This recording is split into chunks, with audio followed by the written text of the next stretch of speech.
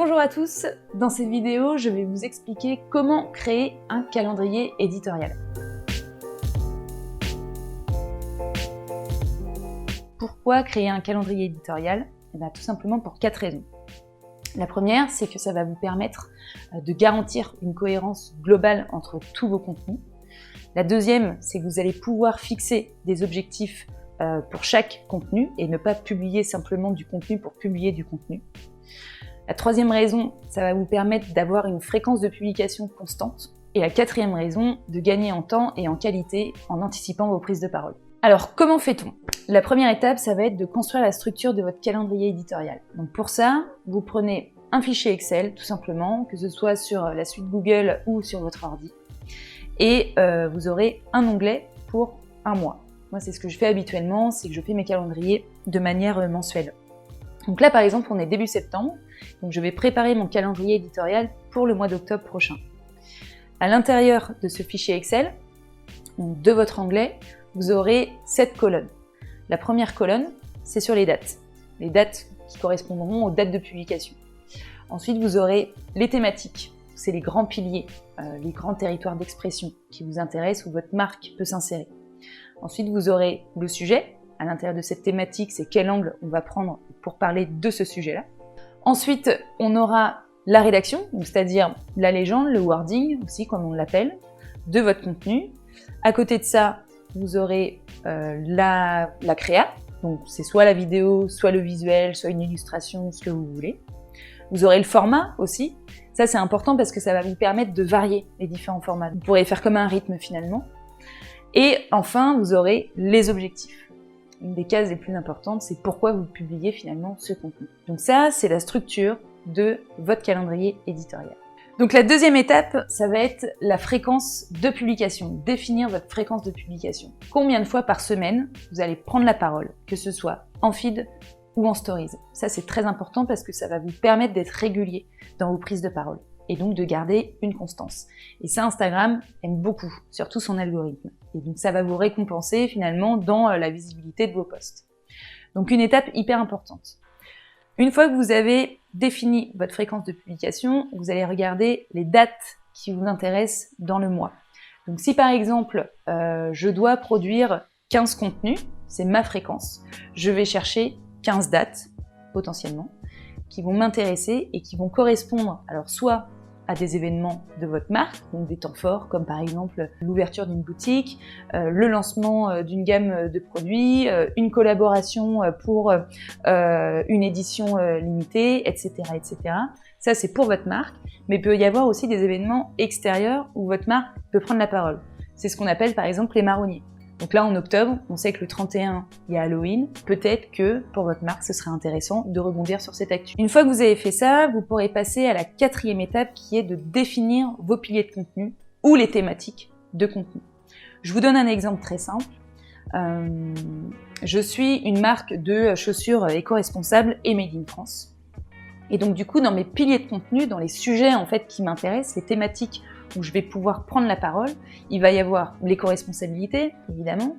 On va avoir aussi un pilier inspiration, où là je vais pouvoir assortir mes chaussures avec des accessoires, d'autres accessoires de mode pour inspirer mon audience et leur donner envie d'acheter mon produit.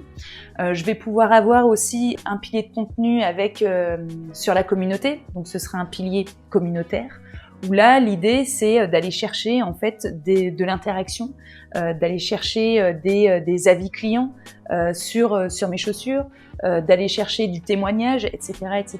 Donc, par exemple, j'ai 3 piliers de contenu. Et donc ça va me permettre dans mon calendrier éditorial de varier mes prises de parole.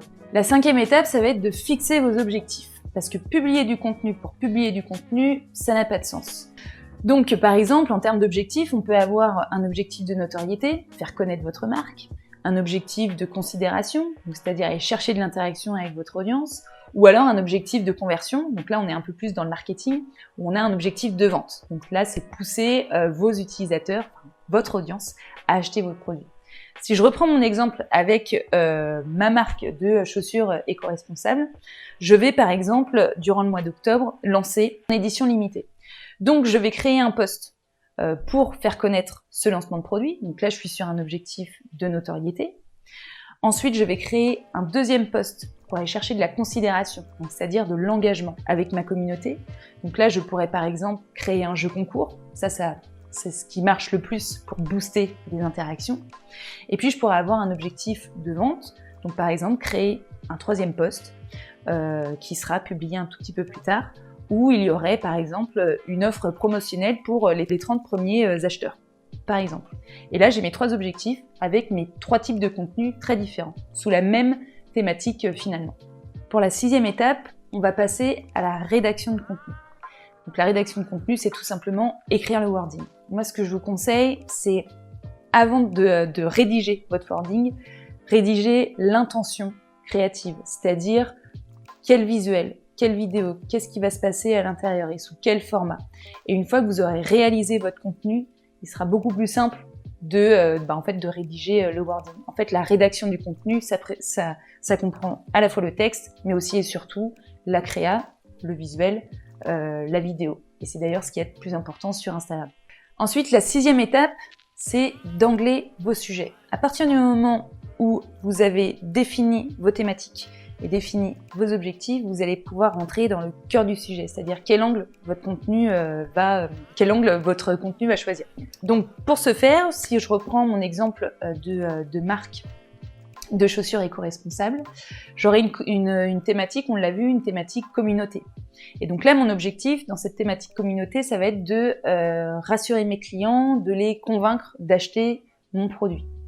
Comment je vais faire dans cette thématique communauté ? Tout simplement, je vais prendre le sujet d'un avis client, d'un témoignage client sur ce type de produit qui a adoré mon produit. Et donc, je vais en faire une publication. Ça, c'est mon sujet. Mon témoignage client, c'est mon sujet qui va dans ma thématique communauté et qui correspond à un objectif finalement de convaincre les utilisateurs pour acheter le produit. Et enfin, la dernière étape, ça va être la rédaction de publication. Alors, qui dit rédaction ne dit pas simplement rédiger un texte. La rédaction de publication, la rédaction de contenu, ça comprend le texte évidemment, mais aussi et surtout le visuel ou la vidéo qui y sera associée. Donc là-dessus, moi ce que je vous conseille, c'est de commencer d'abord par la création de contenu, donc le visuel ou la vidéo. Ce sera beaucoup plus simple ensuite pour rédiger le contenu et ce sera beaucoup plus cohérent aussi entre ce qui se passe dans le visuel et ce qui se raconte dans le texte. Donc ça, c'était une petite partie de la formation qui aura lieu le 28 septembre. Donc si ça vous intéresse et si vous voulez en savoir plus pour réussir votre communication sur Instagram, inscrivez-vous.